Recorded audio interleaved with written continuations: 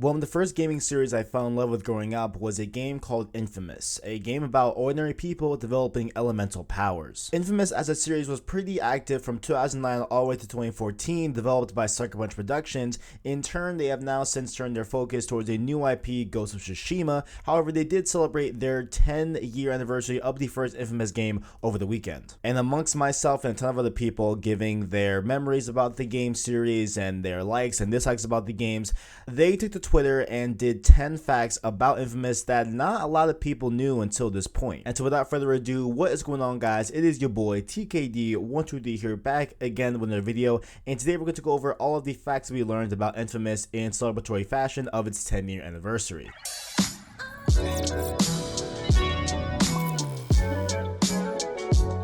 Now, the source to all these facts will be, of course, linked in the description. It is a Twitter feed by Sucker Punch's Twitter, and I'll have some screenshots of the tweets on screen to kind of give you guys a little context of what I'm talking about here, just because a lot of the nature of these facts are in video format, so you'll be able to see physically what is being talked about in the tweet. And so I will make sure to show them on screen, but of course, the link to the official thread will be down below if you want to give your 2 cents on all these facts. And the first fact they gave here was actually about the title of the game. So they say that the working title for inFAMOUS was True Hero. We tried out many titles, and even at the E3 2007 reveal, we were awaiting legal clearance for inFAMOUS. We had a backup trailer ready with an alternate title just in case, but luckily inFAMOUS was approved in time. And so I definitely feel like, obviously we played through inFAMOUS series, so of course we cannot imagine the series named anything else other than inFAMOUS, but to have True Hero, it looks so weird, and honestly that title of True Hero really does blend into a lot of the other facts we learned about in this thread that really have to deal with things like costume changes and phone booths and stuff like that. So definitely interesting to have that they had a lot of elements that tie into the title of True Hero in the regular sense of a hero, like the costume and the whole cliches of being a hero that we have in comics. It's very interesting to see how a lot of the mechanics that they were thinking about putting in the game really do play off of that title True Hero. But let's go on to the second fact, and moving directly from the first fact about True Hero being the first name of the game, the next fact they have here is that in an early version you could switch out of your superhero outfit into civilian clothing by changing in phone booths. And so obviously this is directly inspired by Superman and stuff like that, and just those heroes that have a specific wardrobe for their superhero alias, but of course they change into regular clothes a la Spider-Man, Superman, all that good stuff. And so it's very interesting to see that that was actually a thing that they were thinking about doing in inFAMOUS. And I believe that obviously these mechanics of that ilk kind of tie in directly to the True Hero, because that would definitely make sense, having a true hero, that type of nostalgic type of look as a hero and stuff like that. So it's very interesting to see that they were actually playing around with having Cole McGrath wear a superhero outfit rather than this classic yellow and black type of jumpsuit type deal in the first inFAMOUS game. Next up here on number 3, early on the pitch included superheroic actions like customizing buildings to give a neighborhood new types of shops to keep citizens happy. And so I think this mechanic directly played into how they deal with the karma factor of the final iteration in the game. So they had, of course, inFAMOUS is a very much series that is definitely rooted in your actions, right? So like the more good things you do, the more good choices you make, the better hero you become, and vice versa. You either become a hero or a villain in inFAMOUS.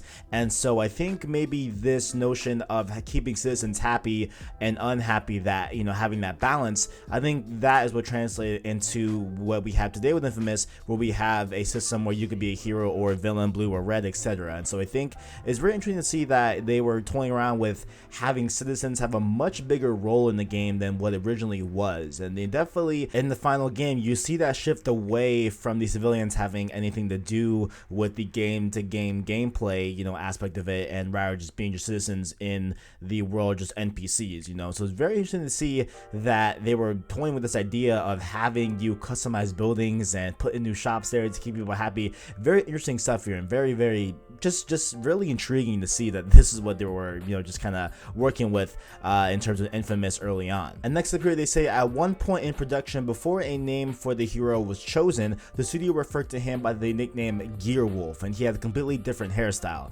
And so we have a screenshot here of how he looked, and he definitely had longer hair. And I want to talk about the styling and the history of styling of Cole McGrath in another video, because there was a whole thing that I'm not sure if you guys even remember that happened during the lead up to Infamous 2 when that first game got revealed, and the way Cole McGrath looked in that game. I cannot wait to make that video because it is a super cool look at you know, what happened during Infamous 2 leading up to release. But you know, talking about Infamous 1 here, of course, his name was going to be well, at least his nickname, we know, in the studio was Gearwolf. Very interesting name. Not really sure how that ties into anything, honestly, but really cool to see that he had a nickname called Gearwolf. And I guess the main thing we could talk about here is the hairstyle, because now obviously in the final game he was a bald protagonist, and here he had long hair. That definitely ties in to Infamous 2 main style that they were going to go with for Cole McGrath, and that changed up. So very interesting to see. I cannot wait to make that video, do a side-by-side comparison of the two, because it seems like Sucker Punch always wanted Cole McGrath to look with hair, like that's just how it seems with hearing this now that this came out, and with seeing the Infamous 2 stuff come out when it did. Very interesting to see that Sucker Punch definitely, you know, a part of them had a vision for Cole McGrath to have hair, but as the bald, you know, Cole McGrath rose, that is how it went down. So very interesting to see that. Moving on to number 5 here, characters once spoke in gibberish language, and interactions included emotes instead of full dialogue. And so this is really jarring to see that they were going to have the characters speak gibberish. I'm going to put a clip here of the audio so you guys can hear what exactly they're talking about, and I'll be right back. 148 Bentalo FM target topic Walaku. What is that? Oh. And so as you can see, it is definitely odd to hear them talk. Very weird, very just, they're literally just talking gibberish. It sounds like English, but it sounds like it's just like flipped and, you know, reverse whatever, slowed down, whatever pitch they did, but it is completely just gibberish and you can't make out what they're saying. But they're using emotes to, I guess, express what they're saying here. So definitely cool to see that. So definitely interesting. And interesting here, in the beginning of the video, one of the people has a wolf as their emote, and so I think they were referring to Gearwolf and that and stuff like that. So definitely interesting to see that. You know, this is just definitely weird. I'm glad it didn't make the final game. Definitely weird to see.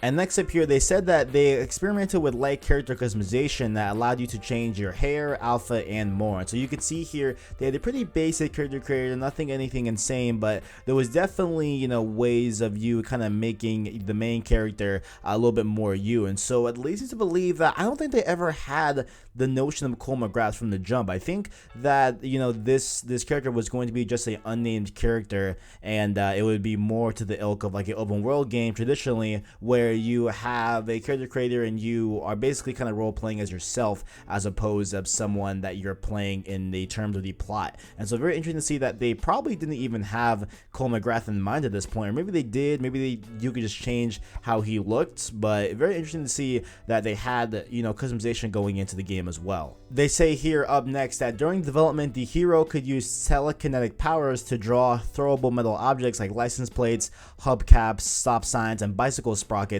into his hands to use them as weapons. And so this looks pretty cool, honestly. Like, I think this would have been a really neat thing to have, you know, to be able to just like out of nowhere just get some sort of melee weapon, whether it be a stop sign or a license plate, and be able to use it against enemies. It looks pretty cool, and honestly, like a lot of this looks like the beginning formats and the way the animations look for layer powers, because this definitely looks like when you zoom in and you shoot your lightning bolts at enemies in the original Infamous, it looks like the same type of, you know, way, and like definitely how he's moving, it definitely looks like obviously this is Infamous. But it's pretty cool to see that this is what it looked like originally, and that they were going to have this ability where you can summon anything, I guess, metal onto your hands to be able to use against enemies. Very cool to see this there. Very cool to see this, you know, just this is look in the past of how the game originally looked during development. Now, this next one is pretty cool, if I must say myself. So they say here at number 8, at one point the hero could do vehicle stunts, including motorcycle parkour. And now, obviously here we know that Cole McGrath was a bike courier. He wasn't really a motorcycle courier, but you know, I think they could have, I could have seen this made it into launch. I think it really does add like a sort of like wackiness to the game, but I think it looked really cool. And honestly, I feel like at the end of the day, it was better to have Cole McGrath be able to use his powers to kind of just ski or like, you know, slide, or however you want to describe it, how he traversed in the original Infamous, which was he would go on the subway tracks and be able to ride the subway tracks like a regular train would and stuff like that. So I think it was, you know, a better, you know, option to do traversal, but I think it would have been honestly pretty cool and, you know, add like a sort of fun element. Not that the original game isn't fun, but to have like a sort of like wacky, lighthearted element to the game of having a motorcycle, you know, and do that stuff, you know, and just do it that way. I don't know. Maybe he could have had like an electric bike and he would have never had to put gas in it. I don't know, but I think it would have been pretty cool to see that there. But really cool to see how they were thinking about traversal elements and went as far as adding a bike to the game. And according to this next fact, it looks like they definitely had more ideas for traversal in Infamous 1, and one of them being here. So number 9 was that they experimented with the ability to skate through the city using an invisible energy field. This is one of the coolest things I've seen in this game. Like, this would have been dope, and I see this being a part of the final build way more than the motorcycle to me, just upon thought. Like, I think this looks incredibly cool, and obviously this would have blended a lot more, and like I feel like a lot of this came more with the final game of having Cole McGrath be able to, you know, skate or ski, whatever you want to call it, on the tracks of the train and everything. And so having, I mean honestly, having an invisible energy field be like your like way of, you know, traversing through the world would have been super cool. I think it's a really neat idea. I think it would have been great to see, but at least we have footage of it, how it looked. It looked like it was honestly like I say, like it looks like a skateboard, but it's an energy field. So I think, oh my god, so cool. I love Infamous, guys. I love Infamous. And the last fact that they shared here on this thread was that at Sucker Punch, Zeke's voice is still the outgoing voicemail message. And so I'm going to play the actual clip of their voicemail message here right now in the video because they were so fortunate enough to release it on this thread. So I'll be right back with it. Hello there. Thank you for calling Sucker Punch Productions. If you know your party's extension, please enter that now. If you'd like to dial by last name, press the pound key. And it is so cool that we still have that, even though it seems like Infamous right now as an IP is pretty much dormant / dead at this point. We haven't had anything since 2014. I'm glad that, you know, Zeke still lives on, even though he's not in game format, in the voicemail message of Sucker Punch's studios. That's really cool. Zeke is a great character. Shout out to Zeke.